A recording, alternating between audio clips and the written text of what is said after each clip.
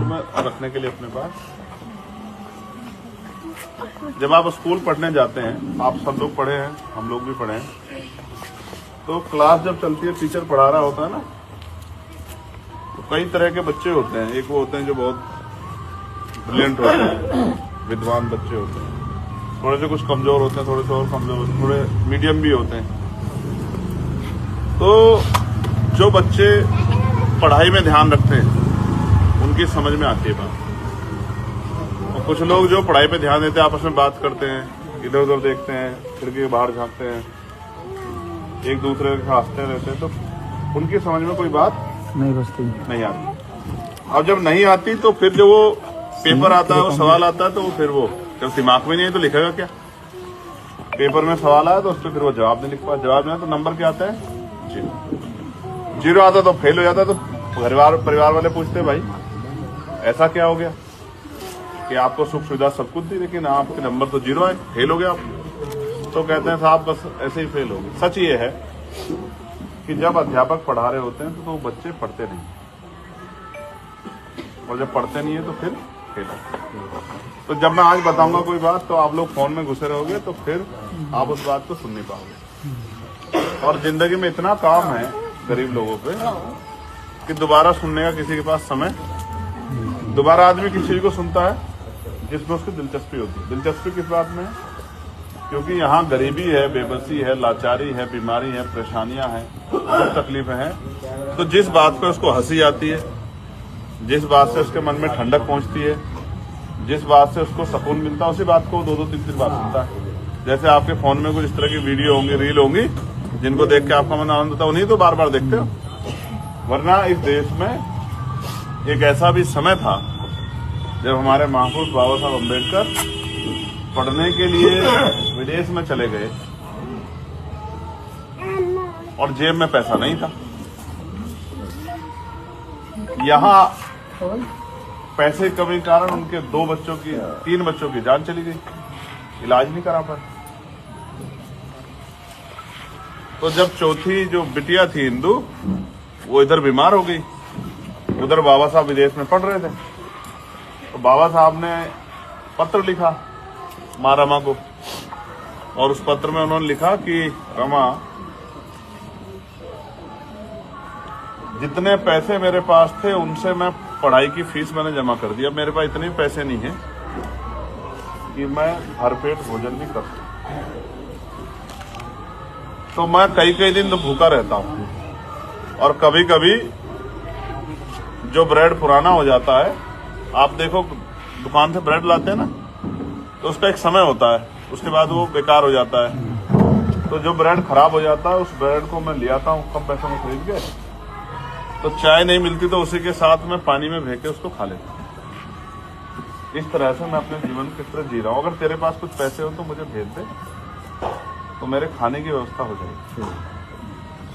जब बाबा साहब ये बात लिख रहे थे तो माँ यहाँ क्या कर रही थी? रमा यहाँ क्या कर रही थी? रमा माँ गोबर के उपले बना बना के, कचरा बिन बिन के अपने बच्चों को खाने की व्यवस्था कर रही थी, इनके लिए इलाज की व्यवस्था कर रही थी।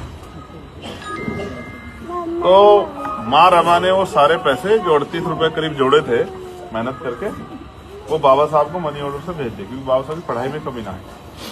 आज भी हमारे माँ बाप यही करते हैं कि अपने बच्चों की पढ़ाई में कमी ना आए, तो अपने लिए जूता नहीं खरीदते, चप्पल नहीं खरीदते, जर्सी स्वेटर नहीं खरीदते, और कोई सुख सुविधा चाहिए वो नहीं खरीदते, लेकिन अपने बच्चों को पढ़ाते हैं। क्यों? हम भी आज भी महापुरुषों के रास्ते में। तो देखो, वहां से यहां तक का सफर जब अधिकार नहीं थे और आज अधिकार है, तो ये आसान नहीं है, बहुत कष्ट है हमारे महापुरुषों ने, तब जाके हमें अधिकार है। आज नौकरी रोजगार भी मिल गए हैं, सम्मान का जीवन भी मिल गया है, अच्छे घर भी हो गए, लेकिन अब मैं महसूस कर रहा हूँ पिछले 10-12 साल से पढ़ाई में कमी आई है। हमारे बच्चे पढ़ कम रहे। पहले लोग पढ़ने नहीं देते थे, अब उन्होंने पढ़ाई में दिलचस्पी कम की। पता नहीं क्यों उनको ऐसा लगता है कि बिना पढ़े वो आगे बढ़ सकते। एक गलती तो ये हो रही है। दूसरी, जो लोग कामयाब हो गए हैं, कड़वी है, पता नहीं आपको कैसी लगेगी, अब वो नौकरी रोजगार लग गए हैं, तो वो कहते हैं कि हमें लड़की वो चाहिए जो बहुत पढ़ी लिखी हो,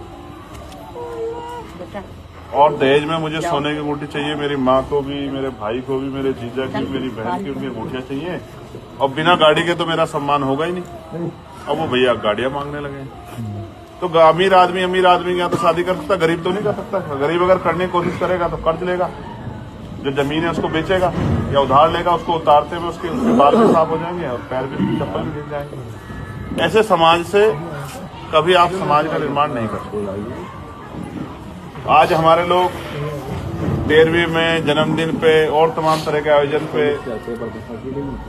कई सौ की संख्या में इकट्ठा होते हैं। जो सशक्त समाज है वो ऐसा नहीं करते, वो 2, 4, 10 लोग बुला के अपना कार्यक्रम कर लेते हैं।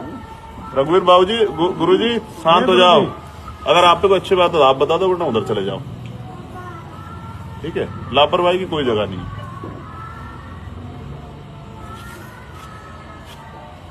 तो जो सशक्त समाज है वो मृत्यु बहुत छोड़ रहे हैं, बुराइयों को छोड़ रहे हैं। हमारे लोग पकड़ रहे हैं उसको। हमें ऐसे काम करने चाहिए जिससे हमारा भला। अच्छा एक बात बता, एक आदमी के यहाँ दुख सुख हुआ, उसके यहाँ 400 लोग मृत्यु भोज करेंगे तो उसका बेड़ा गर्क नहीं होगा तो क्या होगा? आपको बता। छोड़ना चाहिए हमें इन सब चीजों को, मृत्यु भोज छोड़ना चाहिए। शादी सगाइयों में, ब्याह में कम आयोजन करने चाहिए, और जो आयोजन कर रहे हैं उसमें कम लोगों को बुलाना चाहिए। क्यों बेकार के ऊपर? कितना खाना खराब होता है, तमाम तरह की परेशानी काहे को कर रहे हैं हम सब चीजें? इसका मतलब हम बुद्धू बन गए, और बुद्धू लोग चाहे कुछ ही बर्बाद होते रहे, उनको कौन पूछ रहा है? हम अपने महापुरुषों के रास्ते पे नहीं रहे। हमारे महापुरुष तो रास्ता दिखा गए, और वो रास्ता तो जब आप पढ़ो लिखोगे तो पता लगेगा आपको रास्ते। अब समाज बैठ के चर्चाएं नहीं होती है, ना कोई छोटे बच्चे बड़ों के पास बैठते हैं कि 2 बात सुन ले उनको पता लग जाए।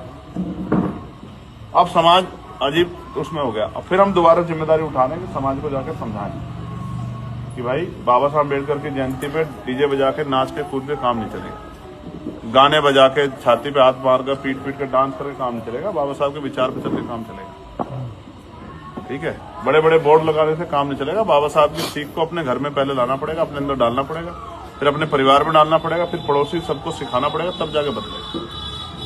और नहीं बदलोगे तो फिर कुछ भी नहीं बदलेगा। आप मेरी बात को याद रखना, नौकरी रोजगार है नहीं, अब खत्म हो गया।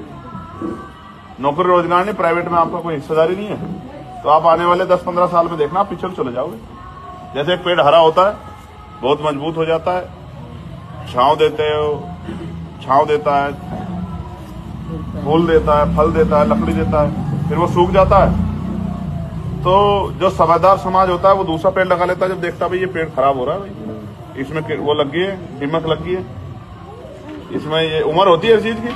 आपने पेड़ लगाया होगा, जैसे आप बाबूजी 72 साल के हो, कोई भी पेड़ की एक उम्र होती है ना, कि हर चीज की एक उम्र होती है भाई। बचपना रहता है, जवानी रहती है, बुढ़ापा आता है, तो हर चीज की एक उम्र है। तो जो पेड़ आज लगाया वो सूखेगा ही 20-30 साल में, 40 साल में सूख जाए, 50 में। कुछ ऐसे होते हैं जो फल नहीं देते हो, ज्यादा लंबे समय तक रहते हैं। जैसे पीपल है, कोई फल नहीं देता उस तरह का, तो लंबे समय रहता है। वट वृक्ष है, तमाम ऐसे वृक्ष हैं जो रहते हैं, बहुत कुछ लंबे हो जाते हैं।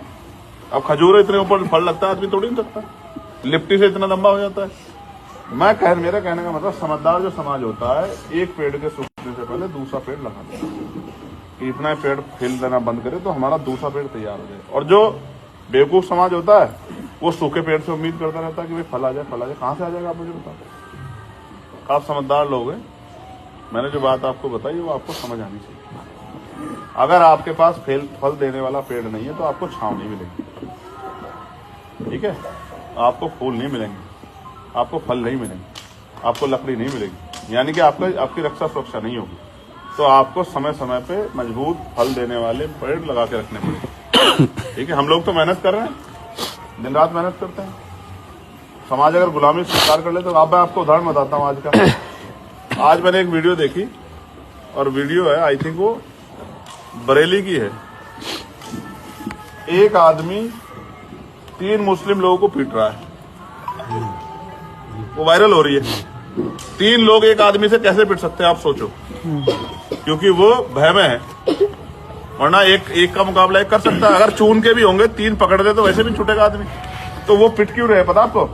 ऐसा नहीं कि कमजोर है, इसलिए पिट रहे हैं कि उनके मन में भय बैठ गया। अगर उन्होंने कहीं गलती की हाथ उठाने की तो फिर उनके ऊपर मुकदमे दर्ज होंगे, वो जेल जाएंगे, उनको पूछेगा, उनकी कोई सुनवाई नहीं करेगा, उनका मनोबल गिर गया।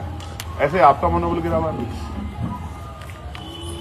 गिरे मनोबल से आप लड़ाई नहीं लड़ सकते। मनोबल ऊंचा करो, मजबूती से लड़ाई लड़ो। लड़ाई बहुत हुआ, अभी आप देखा मेरठ में क्या बवाल।